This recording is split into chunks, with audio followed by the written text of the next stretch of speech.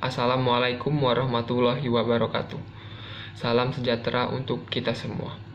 Perkenalkan, nama saya Alvin Armansyah. Saya merupakan mahasiswa Universitas Sriwijaya dari Fakultas Ekonomi dan Program Studi Diploma 3 Akuntansi. Pada siang hari ini, saya mendapatkan tugas akhir semester mata kuliah pengantar hukum bisnis, Bapak Syahri Ramadan SHMH. Dengan materinya adalah hukum kepailitan.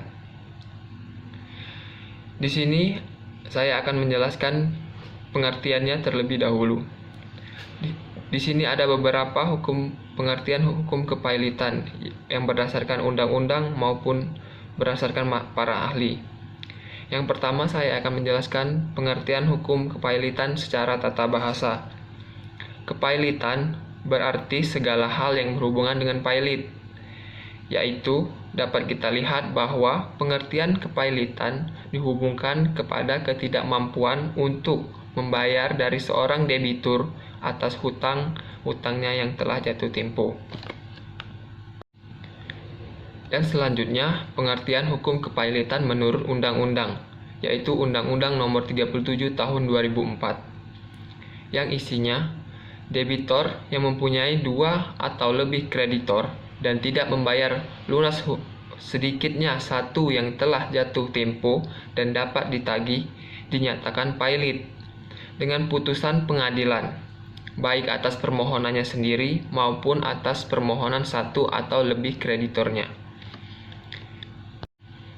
Dan yang ketiga, menurut para ahli, di sini saya akan menjelaskan pengertian hukum kepailitan menurut Subekti dan R. Titro Sudibyo, yang isinya keadaan di mana seorang debitor telah berhenti membayar hutangnya setelah orang yang demikian atas permintaan para kreditornya atau atas permintaan sendiri oleh pengadilan dinyatakan pailit, maka harta kekayaannya dikuasai oleh Balai Harta Peninggalan Pelaku curatrice atau pengampu dalam urusan kepailitan tersebut untuk dimanfaatkan bagi semua kreditor.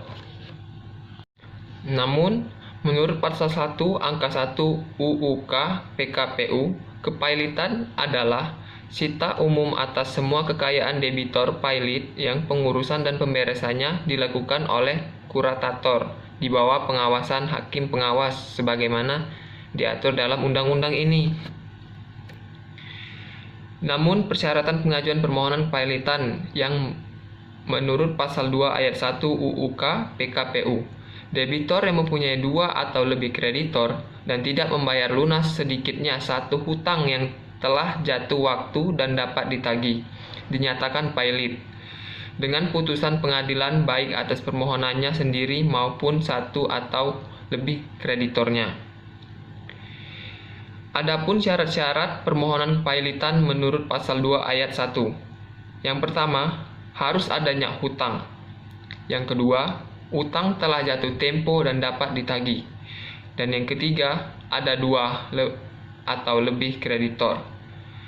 Yang keempat, debitor tidak membayar lunas sedikitnya satu hutang. Untuk menentukan saat jatuh tempo, ada penjelasan menurut pasal 2 ayat 1 UUK PKPU yang isinya berisikan yang dimaksud dengan utang yang telah jatuh tempo dan dapat ditagih adalah kewajiban untuk membayar utang yang telah jatuh waktu, baik karena diperjanjikan, karena percepatan waktu penagihannya sebagaimana diperjanjikan, karena pengenaan sanksi atau denda oleh instansi yang berwenang, maupun karena penutusan pengadilan arbiter atau majelis arbitrase. Di sini ada beberapa persyaratan utang yang jatuh tempo, yaitu yang pertama, utang tersebut telah jatuh waktu dan dapat ditagih. Yang kedua, utang yang jatuh waktu berarti dengan telah berlalunya waktu penjadwalan yang ditentukan dalam perjanjian, karena percepatan waktu penagihan sanksi atau denda dari instansi yang berwenang. Yang ketiga, utang telah dapat ditagih terjadi karena salah satu dari peristiwa-peristiwa yang tersebut mengakibatkan debitur cedera janji serta memberikan hak kepada kreditor untuk menagih piutangnya. Dan yang terakhir, yang keempat, utang yang telah jatuh waktu dengan sendirinya menjadi utang yang dapat ditagih. Namun, utang yang telah dapat ditagih belum tentu merupakan utang yang telah jatuh waktu.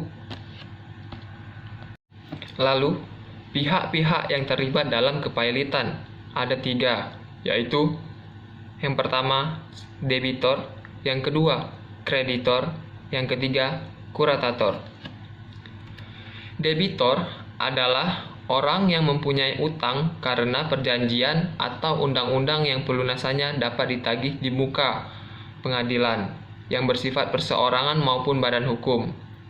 Ini menurut pasal 1 angka 3 Undang-Undang Nomor 37 Tahun 2004. Sedangkan kreditor adalah orang yang mempunyai piutang karena perjanjian atau undang-undang yang dapat ditagih di muka pengadilan. Ini tercantum dalam pasal 1 angka 2 Undang-Undang Nomor 37 Tahun 2004. Ada 3 tingkatan kreditor.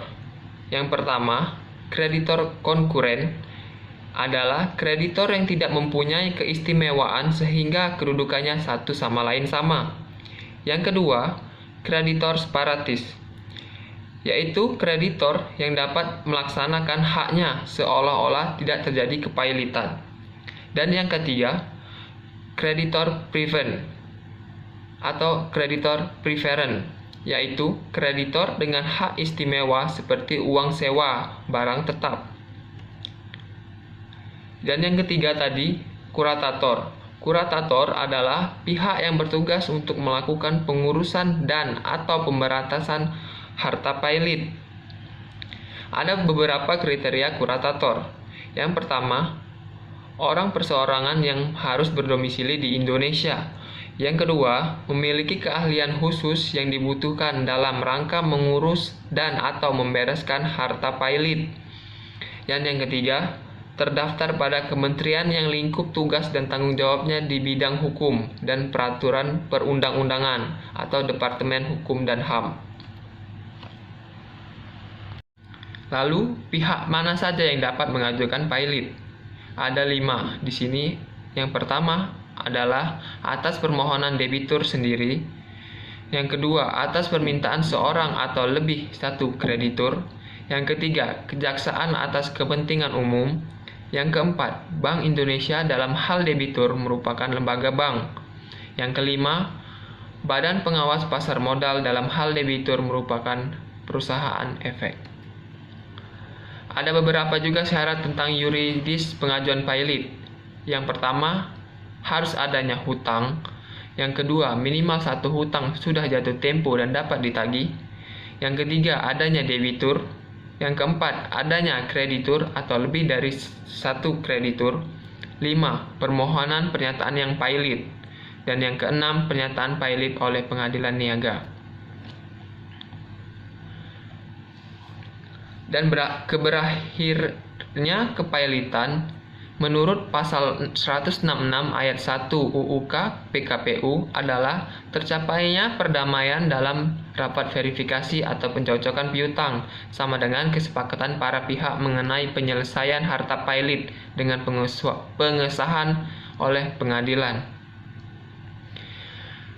Lalu menurut pasal 202 ayat 1 UUK PKPU, setelah daftar pembagian penutup mengikat pada saat segera setelah jumlah piutang terhadap kreditor dibayar penuh. Namun, menurut pasal 18 UUK PKPU, kepailitan berakhir setelah insolvensi.